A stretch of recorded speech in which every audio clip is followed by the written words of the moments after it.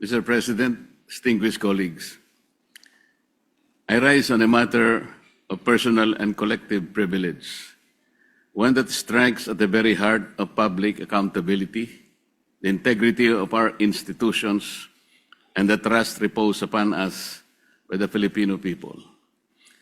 On September 25, 2025,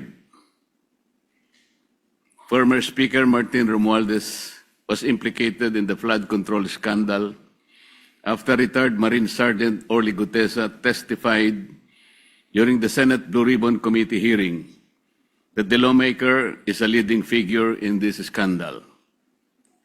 Gutesa alleged that as a security aide to former Congressman Saldico, he was tasked to carry and deliver suitcases containing basura, a hideous term they used for files of cash, approximately amounting to 48 million pesos each.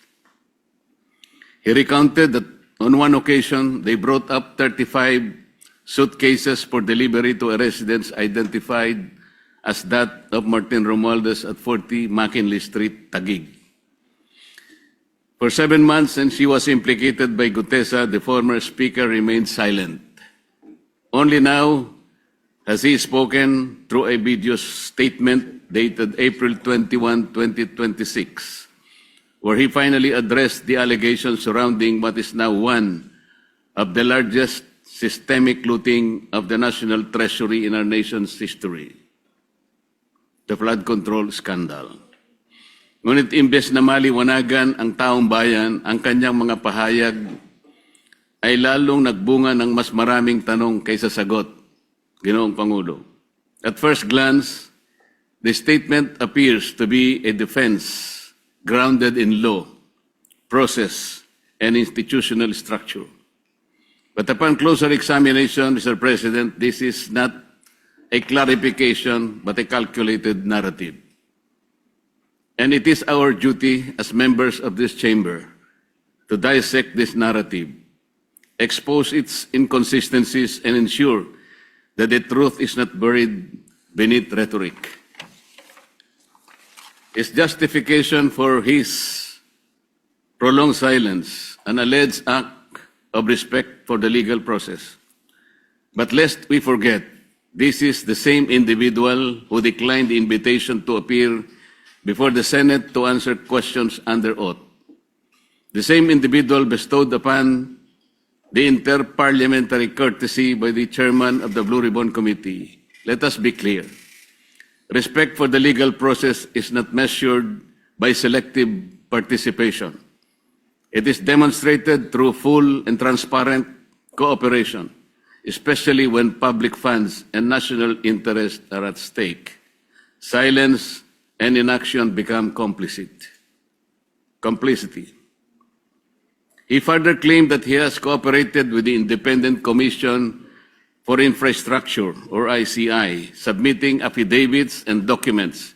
But this alleged cooperation was done behind closed doors, without public scrutiny and without any verifiable records accessible to the Filipino people. Until now, when he conveniently authorizes its release. Why only now? Why at a time when the narrative is tightening, when testimonies are emerging, and when key personalities are poised to re-enter the jurisdiction of our laws? Mr. President, timing is everything. And in this case, timing speaks volumes. Let us now address the core of his defense, the claim that he cannot be the mastermind because the budget process is collective, multi-layered, and shared across branches of the government. The former speaker asked, "How can I be the mastermind?"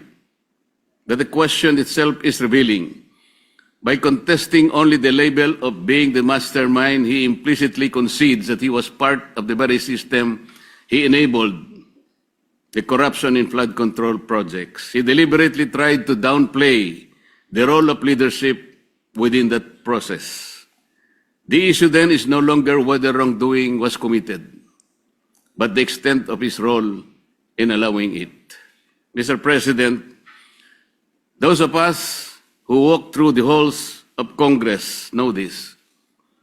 Nothing moves in the House without the imprimatur of its leadership. The Speaker of the House is not a ceremonial figure. He is not a just passive participant. He is the central authority who controls the legislative agenda, influences committee outputs, and ultimately determines what reaches the plenary. To say that the Speaker is merely one voice among many is to paint a picture of the House that is devoid of reality. Mr. President, alam po nating lahat ang kalakaran sa Kongreso.